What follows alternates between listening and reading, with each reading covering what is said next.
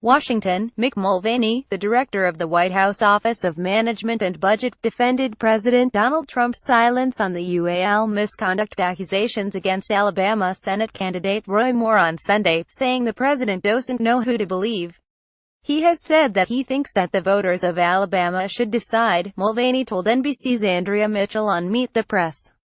I think that's the most common-sense way to look at it. He doesn't know who to believe. I think a lot of folks don't, Mulvaney said of the president, adding that he personally believes the allegations are credible. 9 women have come forward with accusations against Moore, the Republican nominee and former Chief Justice of the Alabama Supreme Court, including one woman who said she was 14 when Moore initiated a UAL encounter with her when he was 32. Moore has denied the allegations.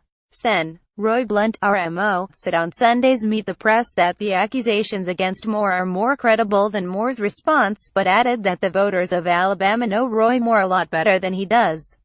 Trump was quick to take aim this week at Sen. Al Franken, DMINN, after a woman came forward to accuse Franken of groping and forcibly kissing her in 2006.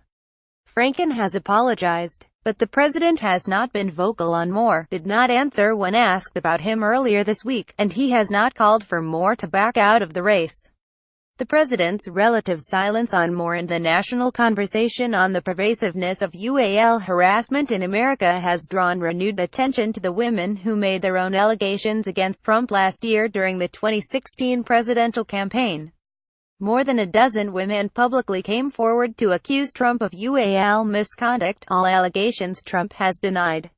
When asked about Trump's accusers, Blunt said, "Whatever they had to say, people heard that and they elected President Trump President of the United States.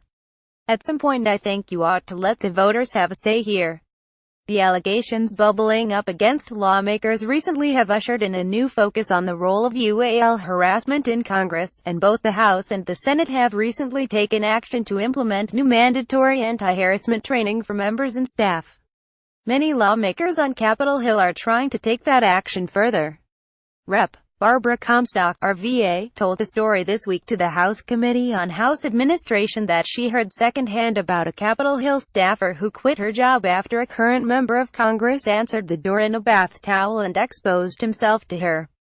On Meet the Press, Comstock said she believes the women who have levied accusations against Moore, and she claimed she was the first female member of Congress to call on Moore to step aside. On that matter, Al Franken can go hit the door with him, she added. The process of reporting UAL harassment on Capitol Hill is a long and cumbersome experience for those who are levying the accusations. Comstock spoke about their work to implement a new UAL harassment policy within Congress, saying they wanted zero-tolerance, anti-harassment policies in place and didn't want to let any members have a pay fund for their harassment, keep the focus on these women experiencing this.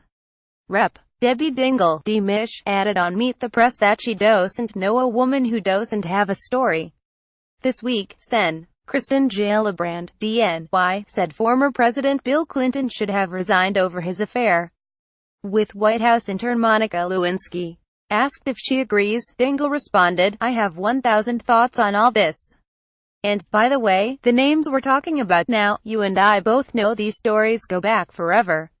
I want to go forward because I don't want to make sensational news." She did, however, add, "I was a TA's delegate," referring to Clinton's Democratic primary opponent in 1992.